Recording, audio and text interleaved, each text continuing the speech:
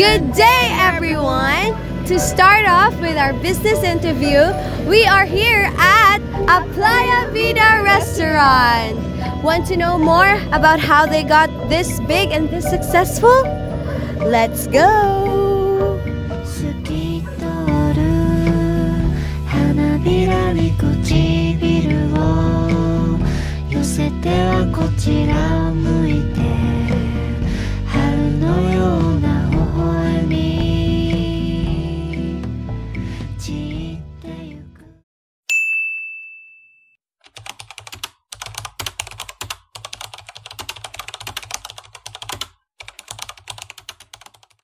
I am Mr. Zamora.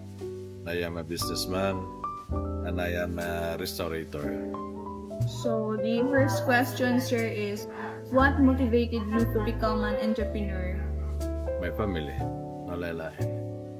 And the next question is, what do you think are your characteristics and competencies that made you a successful entrepreneur? I could not call myself successful. I just learned from as I go on. Ligid siya yung successful. Patience. Patience is one characteristic that you need in a business. And then your foresight, kinahanglan makita nimo in advance. And you must be innovative. Kinahanglan innovative ka. You must listen and look at the changing time. Dili pwede nga kanira imong negosyo. Then, mura na imong mga bangko, for example. In a matter of 5 years, you have to change your change because you have to be innovative. In a matter of years, 3 to 5 years, you have to recreate your menu as a restaurator. In a matter of years, you have to retrain your people, everything, because everything changes. You have to be on top of the situation. You know how to deal, you know how to react in every situation. Because from time to time, there are so many problems in business, just like in your personal life. Third and last question, sir. What do you think of being employed? Why you did not choose that path? Dili ko pwede mag-stay sa lang kalugar until afternoon. From 8 o'clock until 5. That makes me sick. Dili ko pwede. Besides, I am into sports, so I cannot stay inside longer.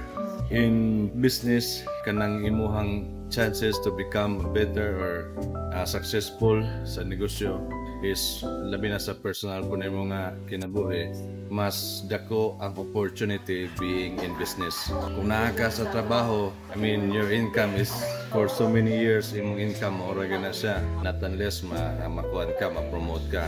But in business, opportunity to earn is wide. It's up to you how you handle yourself and how you handle your business.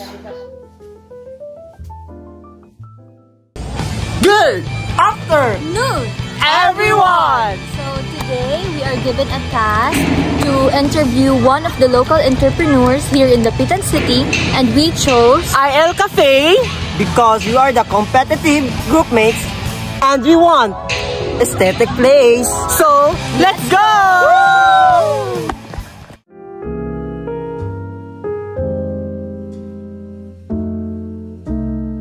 Gustuhan jud sa akong anak nga magama og coffee shop, and kapasalamat pud ko nga napush ko ani jud o gusto ko ipadayon pa ni kay nakatabang man kini sa amo ang adlaw-adlaw nga kailangan, pampalit og sudan and paghatag balon sa akong mga anak. Na-motivate pud ko nga magtarong pa og trabaho kay gusto man pud ko kung sa akong gigama karon, especially sa pag-entertain sa mga customers.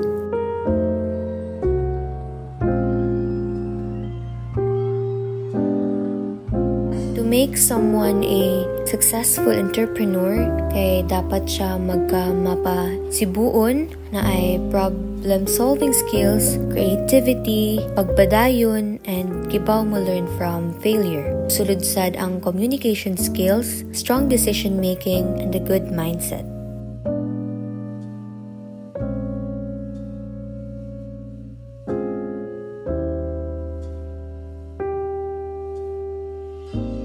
Sa una, gatrabaho ko sa government agency for 4 years. Lisod ang kahimtang mahimong employee kay mumata ko sayo sa buntag para mag-andam sa pamahaw.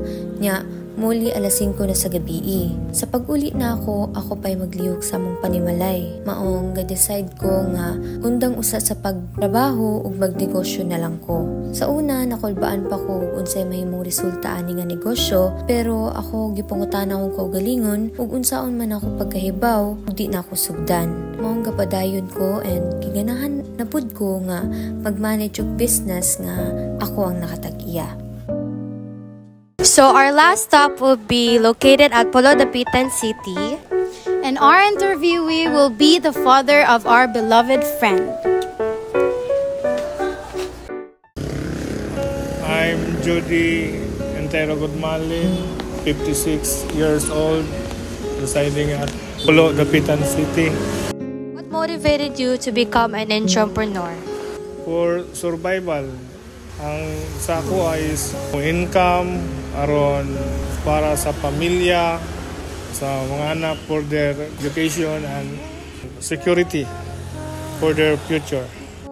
What do you think are your characteristics and competencies that made you a successful entrepreneur?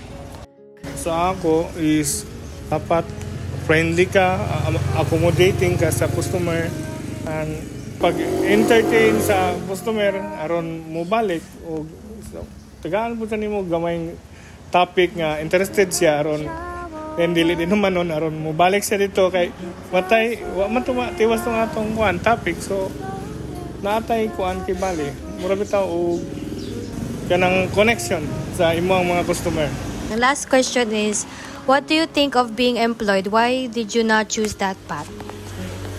Ug sa bahin sa employment, after marriage 34 naman ko, then murag kuha na kayo, murag dili na kayo kung mo ka-employ kay mo pa'y pagsugod sa pamilya, then sa ano biyaan pa nato atong pamilya kay mga employ.